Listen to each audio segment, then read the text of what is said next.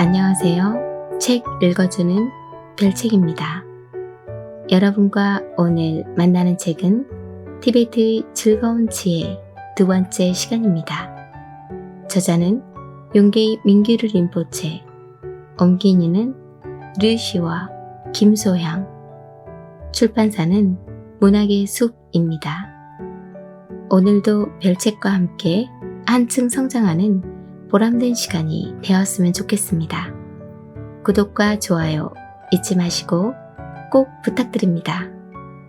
나의 성장을 위한 책 읽기를 시작합니다. 깨달음의 순간. 우리 대부분은 누군가가 우리의 참본성을 가리켜 보이기 전까지 그것을 깨닫지 못한다. 얼마 전 나는 비싼 시계를 얻게 된 한 인도인 남자에 대한 이야기를 들었다.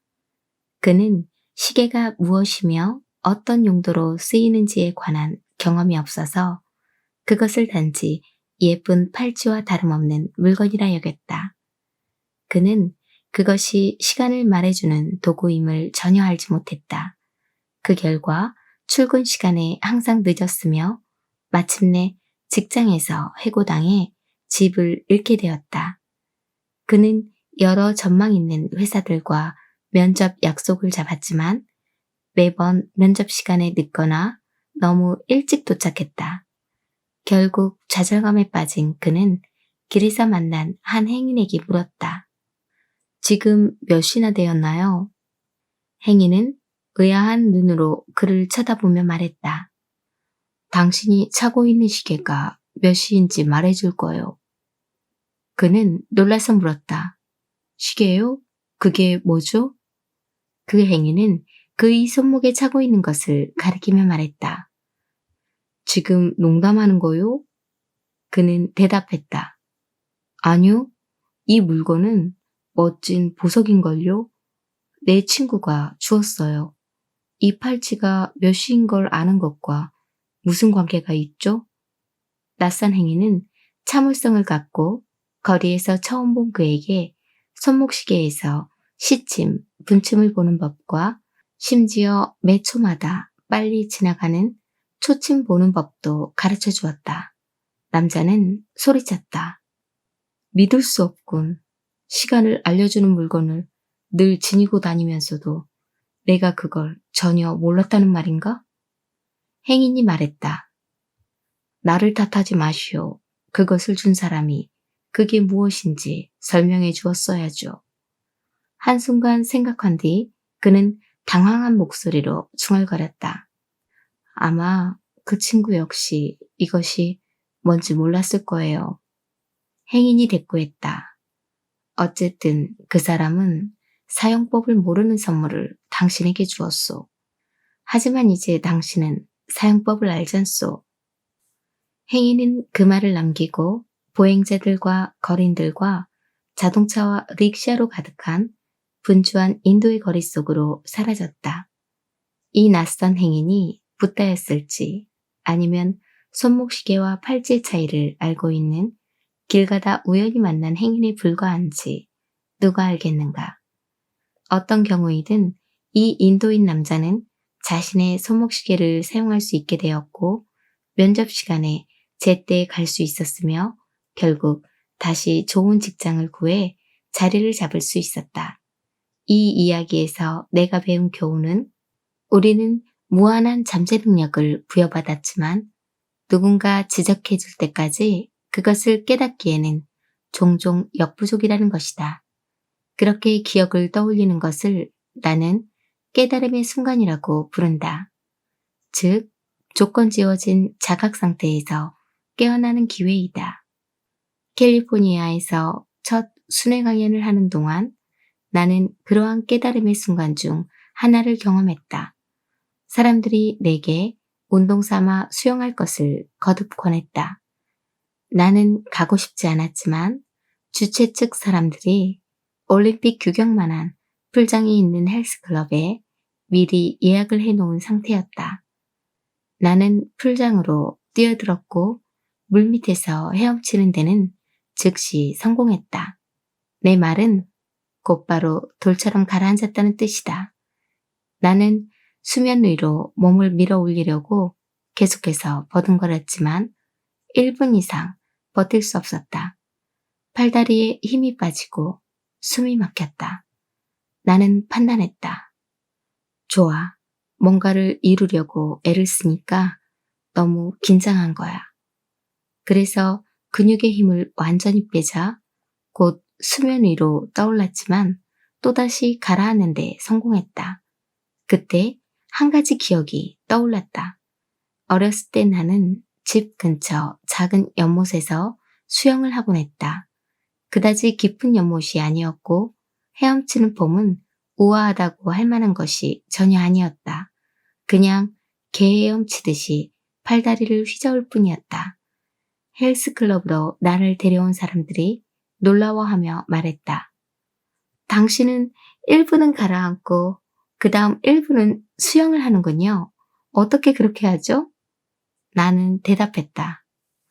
처음에는 수영장 크기 때문에 어리둥절했지만 그 다음에는 내가 수영을 할 수 있다는 사실을 기억해냈죠. 수영장에서의 그 경험은 참본성의 힘과 잠재 능력을 기억해내는 것과 비슷하다.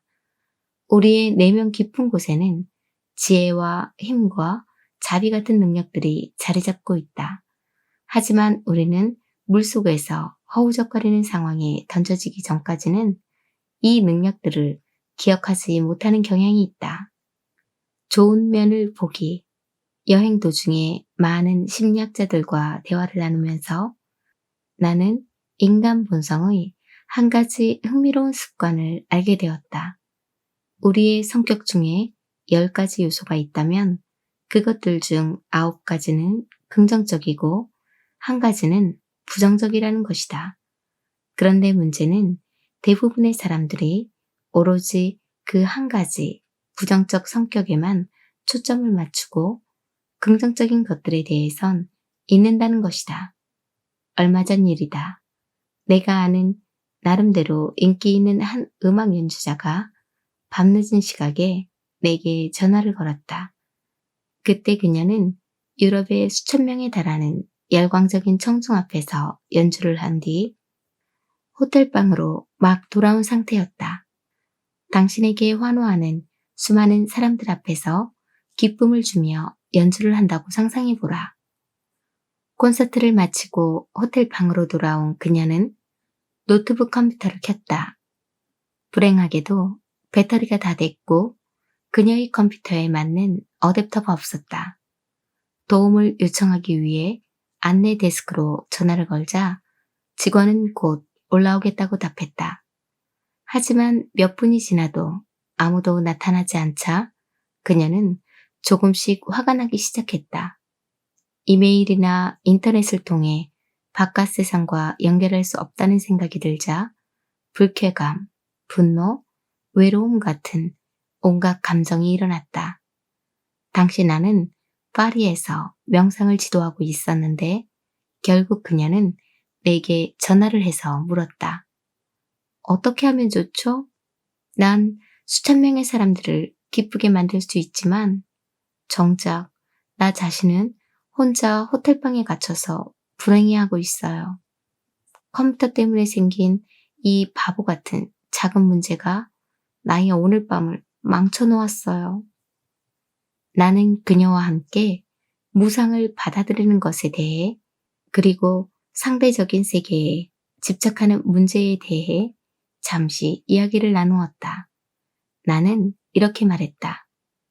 당신은 컴퓨터에 대해 무엇인가를 하려고 최선을 다했어요. 하지만 원하는 만큼 빨리 문제가 해결되지 않는다면 당신은 그때 느끼는 좌절감과 분노를 명상의 대상으로 삼을 수 있어요. 그 기분들로부터 달아나려고 하지 말아요. 그것들을 밀어내려고 하지도 말아요. 그것들을 직접 바라보도록 해요. 만일 그렇게 한다면 당신은 그 기분들을 자각하는 순수 의식을 볼 수 있을 거예요. 그 순수 의식에 가닿을 수 있다면 지금 느끼고 있는 문제들을 당신이 가진 모든 좋은 특성들, 이를테면 수천 명의 사람들에게 기쁨을 주는 능력과 관련해서 바라보기 시작할 수 있을 거예요.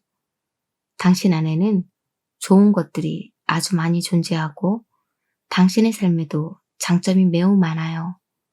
그런데 왜 하나의 힘든 상황으로 하여금 당신이 이 세상에 주는 긍정적인 것들을 전부 가려버리게 만드나요?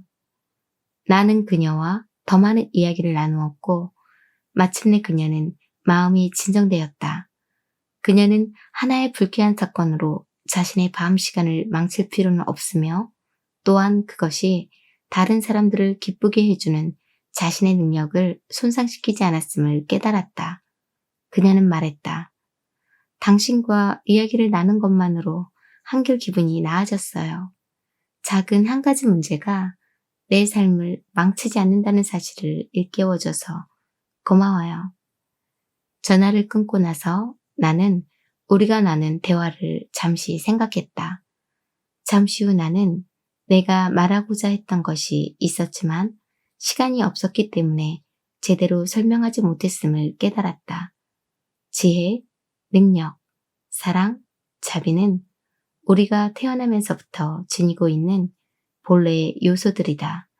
반면에 좌절, 질투, 죄의식, 수치심, 불안, 탐욕, 경쟁심 등은 종종 우리의 문화, 가족, 친구의 영향을 통해 배운 요소들이며 개인적인 경험에 의해 더 강화된다. 세 번째, 고귀한 진리의 긍정적인 예우는 우리 자신, 타인, 그리고 모든 경험들에 대해 우리가 가지고 있는 제한되고 조건 지어진 견해들은 무엇이든 다시 고쳐 배울 수 있다는 것이다. 실천의 세 단계. 불교 경전에 따르면 대자유에 이르기 위해서는 세 가지 단계가 필요하다. 귀 기울여 듣기, 참구, 그리고 명상이다. 처음 두 단계는 오늘날 학교에서 가르치는 방식과 크게 다르지 않다. 귀 기울여 듣기는 스승에게서 직접 듣든 책을 통해서 접하든 새로운 사실과 생각을 귀 속의 귀로 받아들인다는 의미이다. 여행을 통해 내가 만난 많은 교사들에 따르면 이 단계는 학교에서 학생들에게 구구단, 기초 문법, 교통신호 등의 기본 원리를 가르치는 것과 같은 배움의 초기 단계에 해당한다. 실천의 두 번째 단계인 참구는 애매하게 들릴 수도 있지만 책이나 말로 행해진 가르침을 통해 배운 내용들을 깊이 생각하고 자신이 듣거나 읽은 내용이 삶에서 일어나는 현상들을 이해하고 반응하는데 적합한 수단인지 아닌지 의문을 던져보는 일이다. 9에다 9를 곱하면 실제로 80일이 되는가를 알아보는 데는 아마도 많은 참고가 필요하지 않을 것이다. 붉은색 바탕에 우선 멈춤이라 쓰인 교통 표지판이 정지를 하고서 보행자나 다른 차가 있나 살펴보라는 의미임을 이해하는 일도 마찬가지다. 하지만 자신의 삶이 불편함과 고통에 얼마나 깊이 물들어 있거나 조건 지워져 있는가를 생각해 보는 일처럼 더 큰 주제일 경우에는 시간을 가지고 좀 더 오래, 더 중요하게는 좀 더 많은 노력을 기울이는 것이 필요하다. 그런 더 큰 주제에 대한 참고는 단순히 이렇게 자문하는 것으로 시작할 수 있다. 지금 나는 내 피부에 만족하는가? 나는 이 의자에 머리 위 이 전등에 주위에서 들리는 이 소리들에 편안한가? 이것에는 많은 분석이 요구되지 않으며 오래 검토할 필요가 없다. 이것은 지금 여기 지금 이 순간으로 돌아와 살아있음을 느끼는 하나의 과정이다. 그 다음으로는 가끔이든 자주든 자신이 자각한 적이 있는 생각과 감정들에 대해 스스로 물음을 던질 수 있다. 과거에 자신이 내린 결정에 대해 몸을 떨며 후회한 적이 있는가? 최근에 개인적인 일이나 회사 업무 때문에 혹은 당신 삶 속의 누군가를 향해 화를 터뜨리거나 분개한 적이 있는가?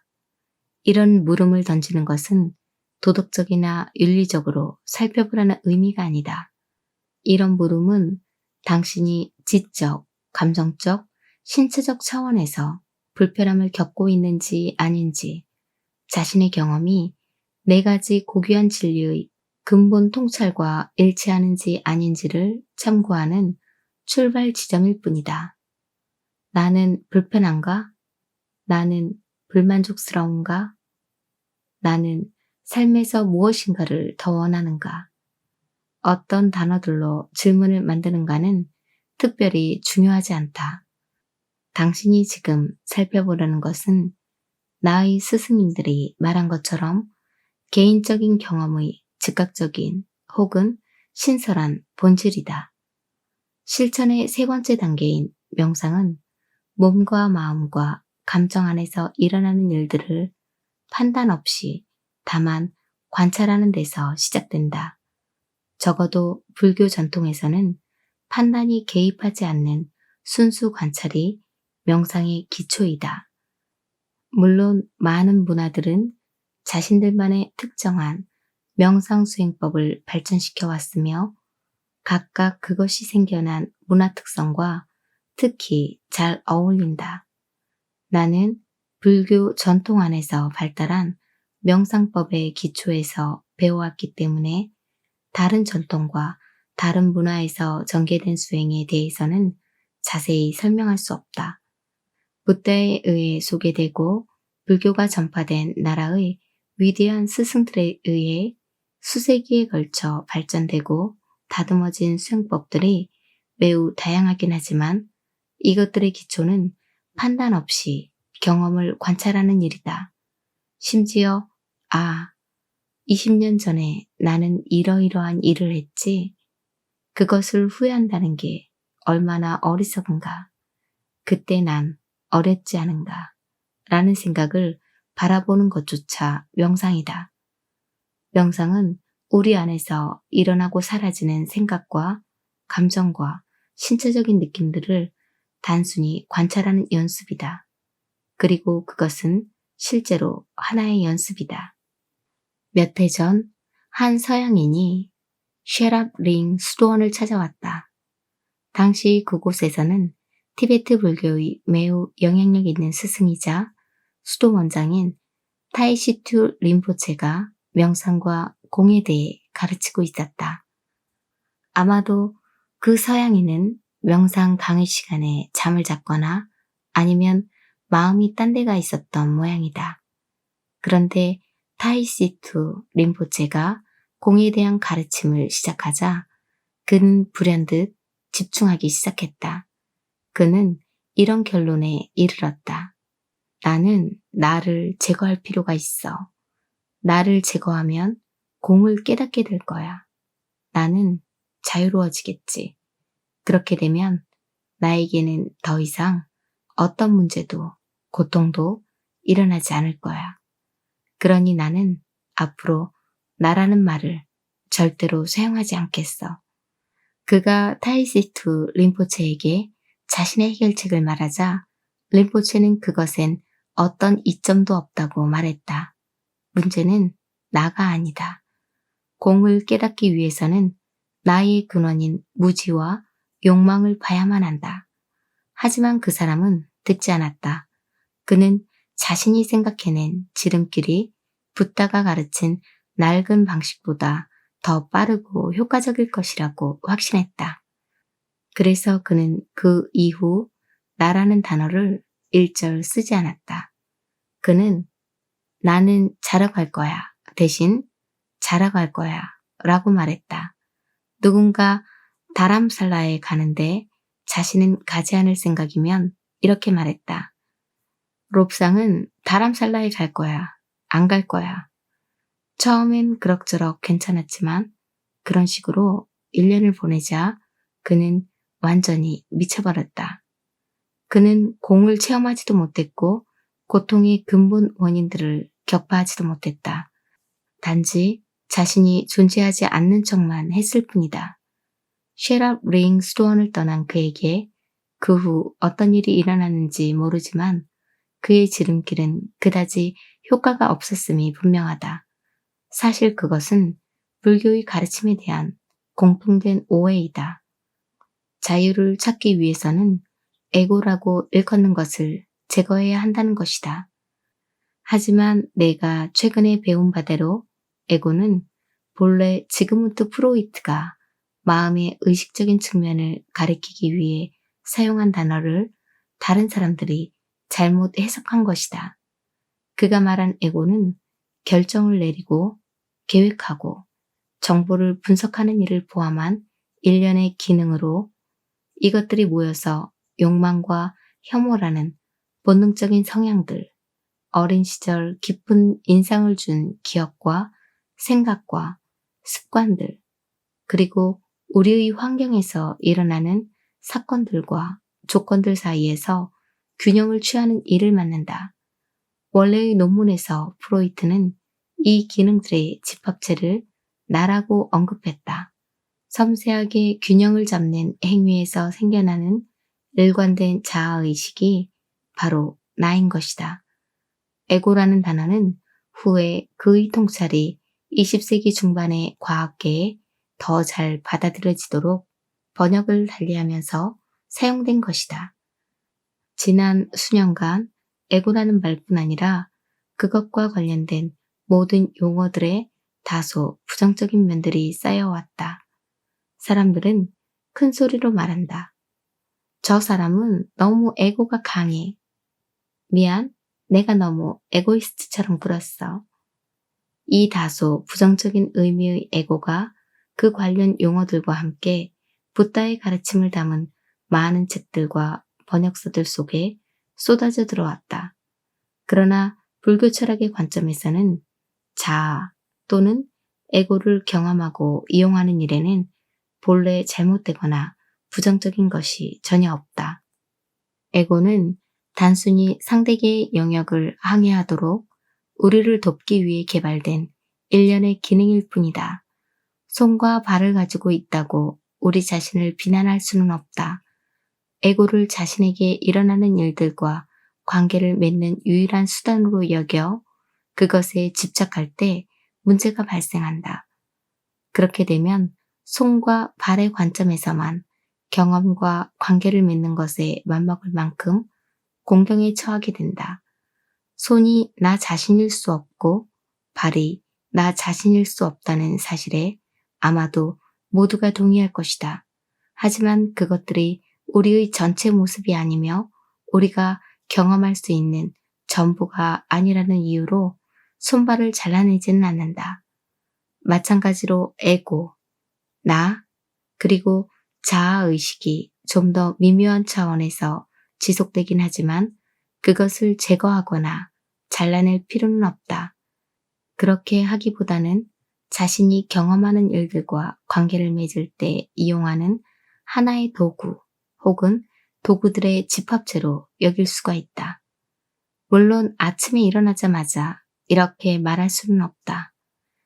자, 오늘부터 나는 내 전 생애 동안 사물을 이해해온 방식을 버리고 모든 것들을 단지 상호 의존적인 가능성들의 일시적인 조합으로서만 바라볼 거야. 지혜는 자신의 삶의 일부가 될 수 있도록 적용할 수 있어야 한다.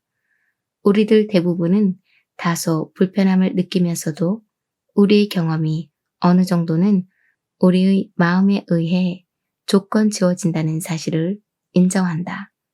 하지만 우리는 그것에 갇혀버리는 경향이 있다. 자신의 마음을 바꾸려고 애를 쓰든 아니면 생각과 감정과 강박적인 습관들에 단순히 지배당하든 어느 쪽이든 갇히긴 마찬가지다. 세 번째 대안은 붓다가 제안한 방법으로 다양한 생각과 감정 등을 마음 그 자체의 무한한 잠재 능력의 다양한 표현으로 바라보는 일이다. 다시 말해 마음을 바라보기 위해 마음을 사용하는 일이다. 이것이 불교 전통에서 말하는 명상의 기본 정의이다. 앞서 말했듯이 명상은 티베트어로는 곰, 즉 친해지는 것이다. 명상을 통해 우리는 마음과 친해지기 시작한다. 하지만 처음에는 마음을 바라보기 어렵다. 왜냐하면 마음은 내가 나 자신과 관계 맺는 방식, 그리고 내 주위 세상과 관계 맺는 방식에 너무도 밀접하게 연결되어 있기 때문이다. 나의 스승님 한 분이 비유로 들었듯이 마음을 바라보는 일은 거울 없이 자기 얼굴을 보려고 애쓰는 것과 같다. 얼굴이 있다는 걸 알고 어떻게 생겼다는 걸 알지만 약간 애매모호하다. 생각과 감정과 그 밖의 조건들에 따라 얼굴에 영향이 가해지고 인상과 표정이 끊임없이 변화하기 때문에 그 생김새가 불명확하다. 마찬가지로 우리는 우리가 마음을 가지고 있다는 걸 알지만 그것의 생김새는 끊임없이 겹쳐지는 생각과 느낌과 기분들에 의해 애매모호해진다. 자신의 생각과 느낌들에 대한 자신의 생각과 느낌, 또 그 생각과 느낌에 대한 생각과 느낌들까지 겹쳐진다. 이 모든 것들이 고속도로에서 연쇄 추돌을 일으키는 차들처럼 서로 겹쳐져 쌓이는 것이다. 공에 대한 이 가르침에 귀를 기울여야 해. 난 열심히 듣고 있지 않아. 난 결코 배우지 못할 거야. 다른 사람들은 잘 듣고 이해하고 있는 것 같군. 난 왜 할 수 없지? 아마도 허리가 아파서 그럴 거야. 그리고 지난밤에 잠도 충분히 자지 못했어. 하지만 그것은 중요하지 않아. 안 그래? 어쨌든 내 마음은 공의 상태야. 허리의 이 통증도 공한 상태야. 하지만 난 이해할 수 없어. 나한테는 공의 상태처럼 보이지 않아. 그리고 이런 중에 전혀 상관없는 생각이 떠오른다. 내가 휴대폰을 어디다 뒀지? 혹은 어떤 기억이 떠오른다. 10년 전에 내가 누구누구에게 했던 그 바보 같은 말을 정말로 내가 했다는 것이 아직도 믿기지 않아. 또는 어떤 충동까지 일어난다. 지금 초콜릿이 무척 당기는데 마음은 언제나 활동적이다. 구분하고 평가하고 그 평가에 따라 재구분한다. 그리고 새로운 구분 또는 더 세밀한 구분에 따라 재평가한다. 우리는 자주 이 모든 생각의 활동에 사로잡힌다.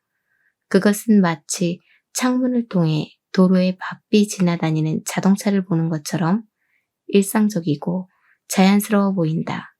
집 밖 거리가 특별히 분주하지 않더라도 우리는 날씨를 확인하기 위해 창밖을 내다본다. 눈이 오나? 비가 오나? 하늘에 구름이 끼었나? 아니면 맑은가? 다른 쪽 창문으로 이동할 수도 있다.